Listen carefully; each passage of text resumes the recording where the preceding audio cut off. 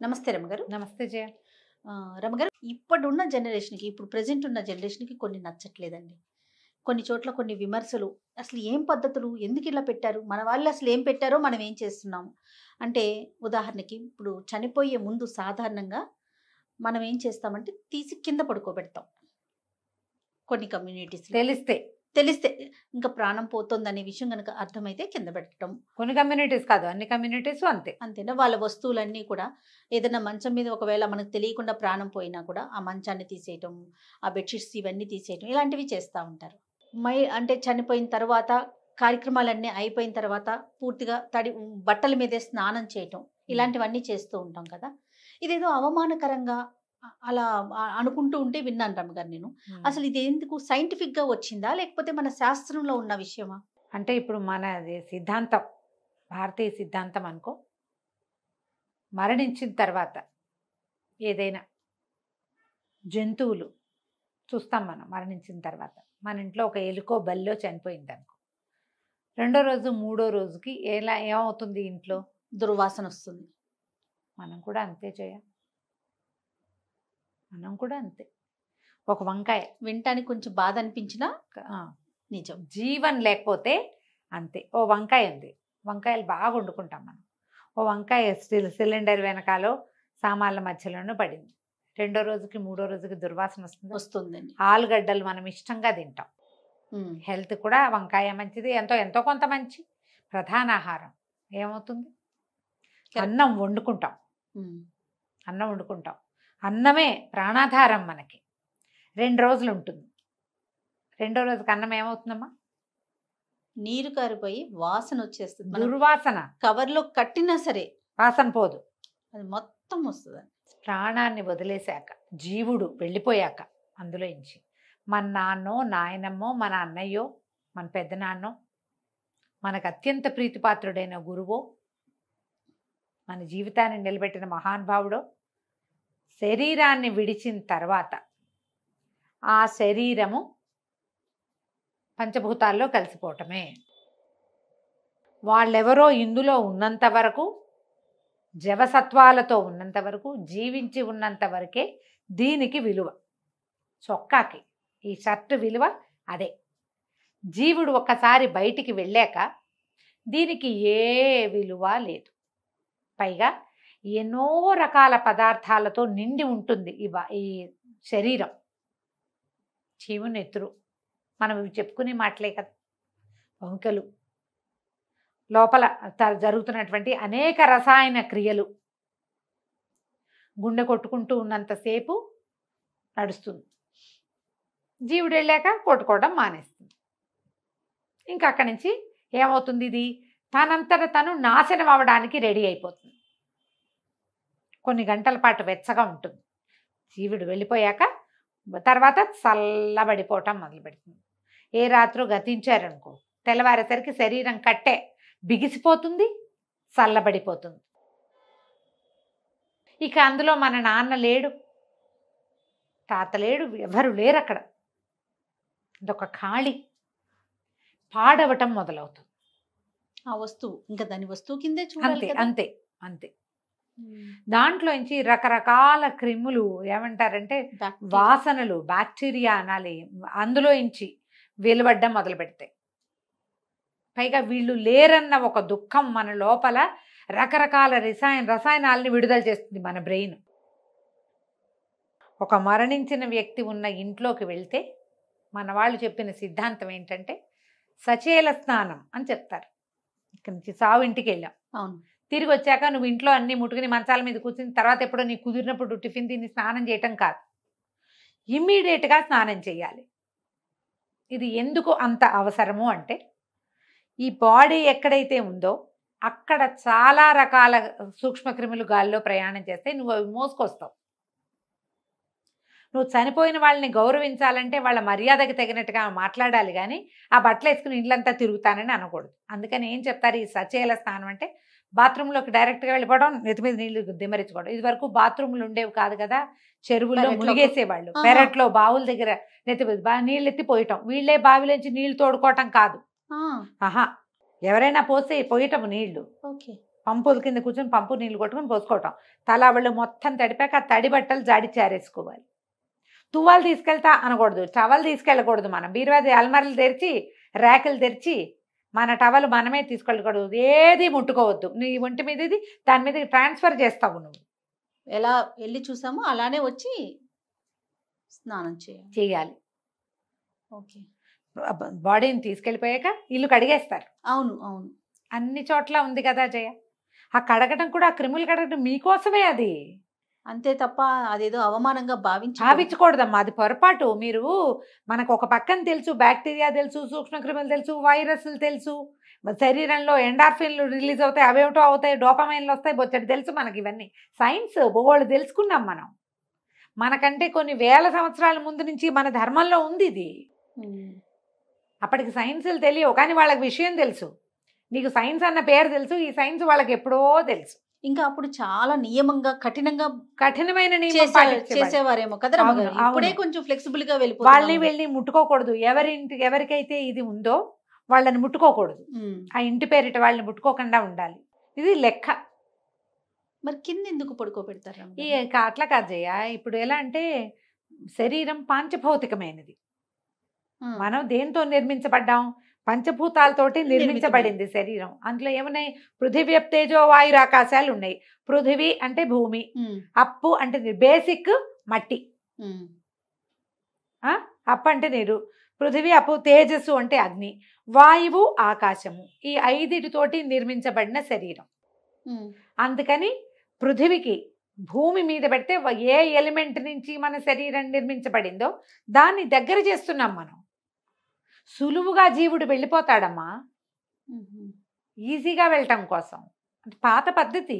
ఇంకంతే. భూసైనం చేయించడం అని పదం దానికి. భూసైనం అంటే అదే, చనిపోయే ముందు తీసుకెళ్ళి కింద.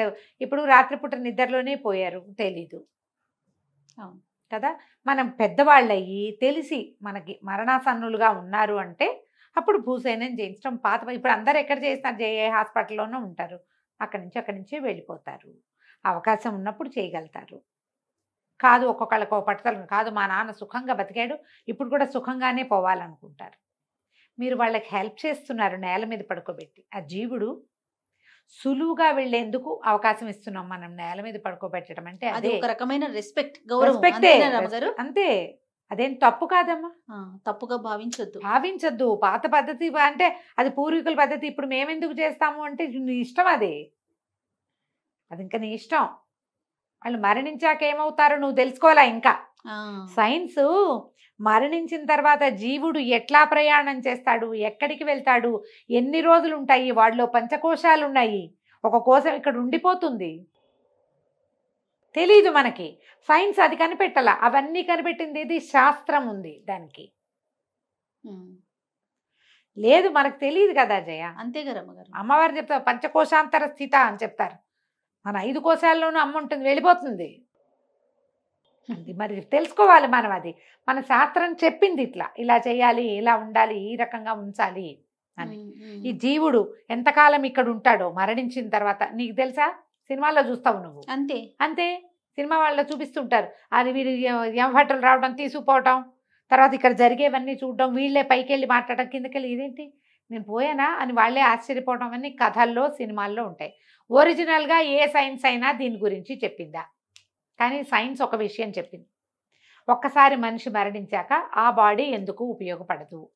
ఏమో ఉపయోగపడుతుంది. ఇప్పుడు సైన్స్ మనకి డెవలప్ అయింది కాబట్టి కొన్ని పార్ట్స్ని మనం వాడుకోవచ్చు సరైన సమయంలో.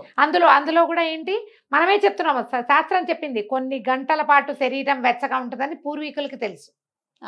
ఆ వెచ్చదనం ఉన్నంతలోపు అన్ని అవర్స్ లోపల దాన్ని మనం వాడుకో. సైన్స్ మనకి వచ్చిన డెవలప్మెంట్ సైన్స్ వల్ల ఈ బాడీ పార్ట్స్ని వాడుకోవడం. సైన్స్ని తక్కువ చేయట్లేదమ్మా, ఇవి ఉపయోగపడతాయి. ఇంకొక మనిషి హాయిగా బతకడానికి ఈ మరణించిన వ్యక్తి సహాయపడతాడు. పెద్ద గుండె కలిగిన వాడు అతను, అందుకే ఇచ్చాడు అవన్నీ. సంతకం మనమే పెట్టాలి కదా జయ, నా బాడీ పార్ట్స్ వాడుకోండి అని. పోనీ బాడీ పార్ట్స్ వాడారు, మిగిలిన దాన్ని ఏం చేస్తారు? షోకేజ్లో పెడతారా? లేదు కదా. లేదు, ఖననం చేస్తారు. ఖననమో దహనమో చెయ్యాలి. అయితే బాధ పెడతారు, లేకపోతే కాలుస్తారు, ఇదే చేస్తారు. ఇంకా కొంతమంది ఉన్నారు మహానుభావులు. ఈ మెడికల్ కాలేజీలోకి అక్కడికి నా బాడీని, అదంతా ఇప్పుడే కదమ్మా డెవలప్ అయింది. బాడీ వాడుకోండి, కెడావర్ అంటారు, అవి కావాలి వాళ్ళకి. ఇవి తెలుసుకోవడానికి, హ్యూమన్ బాడీ ఎలా పనిచేస్తుందో తెలుసుకోవడానికి స్టూడెంట్స్కి ఉపయోగపడడం కోసం మెడికల్ కాలేజీలకి డొనేట్ చేయబడ్డాం. అందరం చేయం కాదు అసలు. ఇది అందరి వల్ల కాదుగా. ఏ పల్లెటూళ్ళలోనూ ఉంటారు, అక్కడ అవకాశాలు ఉండవు. కొంచెం కాస్త టౌన్లు సిటీల్లో ఈ అవకాశాన్ని ఉపయోగించుకుంటారు. మిగిలిన భాగాలన్నీ వెళ్ళవలసిందే అంతే కదా. ఇది ఈ పాత పద్ధతుల్ని తెగనాడాల్సిన పని అయితే లేదు. అందులో కూడా మనం చెప్పుకుంటున్న సైన్స్ ఎంతో కొంత ఉన్నది. ఇవన్నీ టైం టెస్టెడే. ఇప్పుడు ఎలా అయ్యారంటే వాళ్ళది ఎవరిదో చావు వార్త, ఎవరో పోయారని చెప్పుకున్నా కూడా మన స్నానం చేయాలా అని అడిగే పిచ్చివాళ్ళు ఇంకా ఉన్నారు. ఎవరో మా బాబాయ్ చనిపోయాడు అని చెప్పారు, నేను స్నానం చేయాలా చావు వార్త విన్నా కదా అని. ఇప్పుడు దీనికి ఇవన్నీ కూడా క్రమంగా ఎలా అయిందంటే ఒక్కొక్క కమ్యూనిటీని బట్టి ఈ ఎన్ని రోజులు వీళ్ళు దీన్ని పాటించాలి అనేది, ఆ మైలు ఎన్ని రోజులు, పక్షిని 3 రోజులు మైలేనా, వార్త వినగానే స్నానం చేస్తే సరిపోతుందా, చూసొచ్చి స్నానం చేస్తే సరిపోతుందా, ఇవన్నీ కూడా ఎవరెవరికి సరిపడా శాస్త్రాలు వాళ్ళకు ఉన్నాయి. ఏడాది పండగలు పబ్బాలు అన్నీ మానేయాలా, ఎవరు మానేయాలి, ఎవరు మానేయకూడదు. బట్టలు పెడితే సరిపోతుంది, నెల లోపల ముహూర్తం పెడతారు పంతులు గారే ముహూర్తం పెడతారు. ఆ పెట్టిన ముహూర్తాన్ని బట్టి మంచి రోజుని బట్టి ఆ రోజున బట్టలు పెట్టించి ఆ తర్వాత నుంచి వీళ్ళ ఇళ్లలో మళ్ళీ వ్యవహారాలు మీ కమ్యూనిటీని బట్టి పాటించుకోవాలి. అవి మీ పెద్దలు మీ ఇళ్లలో ఎలా చేస్తారు. ఇప్పుడు కొన్నైనా మనం మన ఇంట్లో పద్ధతులు పాటిస్తాం కదా, సంస్కృతి సాంప్రదాయం అంటాం మనం. మన దేశానికి ఒక సంస్కృతి, మన ప్రాంతానికి ఒక పద్ధతి, మన ఇంటికి ఒక సాంప్రదాయం. మీ సాంప్రదాయం ఏదో దాన్ని పాటిస్తే సరిపోతుంది. దానికి వ్యతిరేకంగా వెళ్ళి నేను సూపర్గా చేశానని నేను అనుకోవద్దు. మీరు ఎక్కడికి వెళ్ళినా ఏదో ఒక సాంప్రదాయం మీ వెన్నంటి ఉంటుంది. మేము అవేం చేయమంటావు, నువ్వు నీ ఫ్రెండ్ మేము చేస్తానంటుంది. 2-3 డాక్టర్లను కలుస్తాను కలిసాం ఒక సందర్భంలో, అవన్నీ ఏముండవు. ఇంపార్టెంట్ బాడీ పాడైతే ఇదంతా ఇదైపోతుంది, అది చాలా బ్యాక్టీరియాస్ రకరకాలు రిలీజ్ అవుతాయి, పనికిరాదు అని చెప్పారు. ఇంకొక ఆవిడ చెప్పారు, ఆవిడ కూడా 2 సీనియర్సే చేయాలి. పాత పద్ధతులన్నీ కరెక్టేనండి. ఆ దుఃఖం నుంచి మనం బయటపడడానికి కూడా మనకు ఒక 10 రోజులు పడుతుంది. ఈ దుఃఖావేశం, మరణ దుఃఖం, ఆత్మీయుల్ని కోల్పోయిన ఆ లోన్లీనెస్, ఆ కష్టం, వాటి వల్ల మనకి బోల్డ్ అని రకాల ఇవి రిలీజ్ అవుతాయి, కెమికల్స్ బాడీలో, రసాయనాలు. ముట్టుకోకపోవటమే మంచిది. అందుకని సాత్విక ఆహారం తింటారు. అందరి ఇళ్లలో ఏం చేస్తారో నాకు తెలియజేయ. మా ఇళ్లలో అరటికాయ, పెసరపప్పు అలాంటివి తింటారు, ఊరగాయలు అవి తినరు, పెద్దగా కారాలు అవి తినరు, పెసరపప్పే వండుకోవాలంటారు, కందిపప్పు అవి వండరు. 10 రోజులు, మొదట 12-13 రోజుల పాటు కందిపప్పు వండరు. చివరి 13వ రోజునే మంచి మామూలు ఆహారం తింటాం. అప్పటిదాకా చప్పటివే, తిరగమాతలు అవి తక్కువ వేస్తారు, తిరగమాతలు ఉండవు, అలా చేసుకుంటారు. మన ఇంట్లో ఆ రోజు ఎవరైతే మరణించారో ఆ రోజు వంటలు కూడా చేయరు. అవును, డెడ్ బాడీ ఉంటే ఊరంతా భోజనం చేయకుండా ఉండే కాలం కూడా ఉండేది. ఎవరిళ్లలోనూ పొయ్యి వెలగదు, పాతకాలపు పద్ధతి అనుకో. ఇప్పుడు ఏముంది, అపార్ట్మెంట్లలో ఉన్నాము, మానేసి ఉంటారు ఎంతో కొంత, అయినా కూడా కొన్ని పాటించవలసిందే కదా. అంతే కదా, అవునా. దాంట్లో మీరు ముఖ్యంగా పాటించవలసింది, నా ఉద్దేశం చెప్తున్నానమ్మా, ప్యూర్లీ నాదే ఉద్దేశం, మీ ఇంట్లో మీ ఫ్యామిలీలో క్లోజ్ రిలేషన్స్లో మరణం సంభవిస్తే కనుక మీరు తప్పకుండా మైల పాటించండి, మీకు మంచిది. ఎక్కడికైనా వెళ్ళి ఒక మరణం దృశ్యాన్ని చూసి, లేదా వాళ్ళ ఇంట్లో మరణం జరిగింది, వాళ్ళని ఆ 10-15 రోజుల లోపలే వాళ్ళని కావలించుకున్నా, పలకరించడానికి వెళ్ళినా స్నానం చేయండి తప్పకుండా, బట్టలతోటి తప్పకుండా చేయండి. ఇవి ఎందుకంటే వాటి వల్ల మన ఒంటి మీదకి ఏవి రాకుండా ఉండడం కోసం. మేమైతే ఎవరి దగ్గరికైనా వెళ్ళి ఊరికే పలకరించడానికి వెళ్ళినా తలస్నానం చేస్తాను, తప్పకుండా చేయవలసిందే. ఇది పాతకాలం పద్ధతి అని అనుకోకండి. డాక్టర్స్ కూడా కొంతమంది యాక్సెప్ట్ చేస్తారు దీన్ని. డెడ్ బాడీని చూసొచ్చాక స్నానం చేయటమే మంచిది. రమ్మగారు, ఇది మనకి ఆచారం సాంప్రదాయం, ఇటువైపు సైన్స్, 2 ఉన్నాయి కదండి. 2 ఉన్నాయిగా. ఇందులో మరీ అతి చాదస్తానికి పోతే చెప్పలేము. అది కరెక్ట్, చాదస్తానికి పోతే చెప్పలేము. రైట్. ఇప్పుడు ఇండియాలో ఏవో మరణాలు సంభవిస్తాయి, ఫారిన్ కంట్రీస్ లో వాళ్ళు అడుగుతారు, మేము ఇవన్నీ తడుపుకోవాలా, మేము ఇవన్నీ చేయాలా, ఇలాంటివి అడుగుతారు. మీ పెద్దవాళ్ళని అడగండి అమ్మా అని చెప్తాను నేనైతే. చెయ్యొద్దు అని చెప్పామనుకో జయ, ఈ మాట చెప్తాను నేను చెయ్యొద్దు అంటే ఇది పిడికి బియ్యానికి ఒకే మంత్రం, అమ్మగారు చేయక్కర్లేదన్నారని వీళ్ళందరికీ చెప్తారు. మీ ఇంట్లో పెద్దవాళ్ళని కన్సల్ట్ చేయండి, వాళ్ళు ఓకే అంటే ఓకే. ఆ పూజలు చేసుకోవచ్చా, మా ఇంట్లో మా పిన్నమావ గారు పోయారు, మేము వ్రతం నువ్వు చేసుకోవచ్చు అడతారు, చేయకూడదమ్మా అని చెప్తా. నేను చేయకూడదు, మీకు ఇది ఉంది, మైలు ఉంది, ఆ మైలు ఉంది, ఈ ఏడాది లోపల చేయదు. మీరు కమ్యూనిటీ ఏమిటి, మీకు అమ్మ చేయకూడదు అన్నారండి, మరి ఇంకా నన్ను ఎందుకు అడుగుతారు? చేయకూడదు అన్నాక చేసుకోవాలని ఉంది.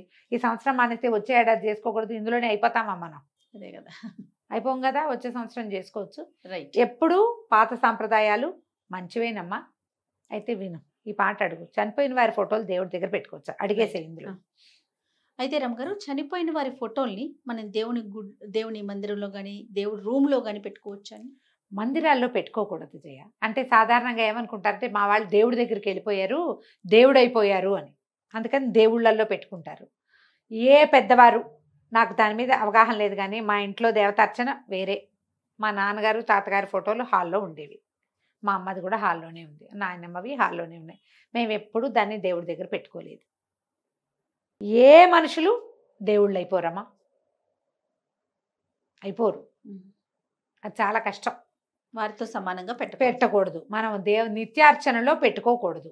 కావాలంటే మీకు దేవుడి మందిరం ఉన్న గదిలో ఓ పక్కన గోడకు తగిలించి ఉంచుకోవచ్చు. పూజ చేసేటప్పుడు వాళ్ళ ఫోటో కూడా తెచ్చి పూజలో పెట్టడం మాత్రం అంత సరైన పద్ధతి కాదు. అంటే మీకు పూజా విధానాలు ఉన్న వాళ్ళకి, ఏ పెద్దవారు ఏ ధర్మ సందేహాలకి సమాధానం చెప్పే పెద్ద పెద్ద వాళ్ళు ఎవ్వరూ కూడా ఉంచుకోండి అని సమర్థించలేదు. నాన్నలవి అక్కయ్యలవి మనం చనిపోతే వాళ్ళ గుర్తుకు మనం పెట్టుకోవచ్చు అంతే. వాళ్ళ మరణించిన రోజో వాళ్ళ పుట్టినరోజో ఒక దండ వేయచ్చు. మన ఇంట్లో ఏదో ఫంక్షన్ అవుతుంది, అప్పుడు వాళ్ళకు కూడా ఒక దండేసి ఓ నమస్కారం చేసుకోవచ్చు. ఛాయాచిత్రమే కదా, పెట్టుకోవచ్చు. కానీ దేవుడి మందిరంలో పెట్టుకోవటం మాత్రం అంత కరెక్ట్ కాదు. రైట్. థ్యాంక్ యూ రమ్మ గారు. నమస్తే. నమస్తే.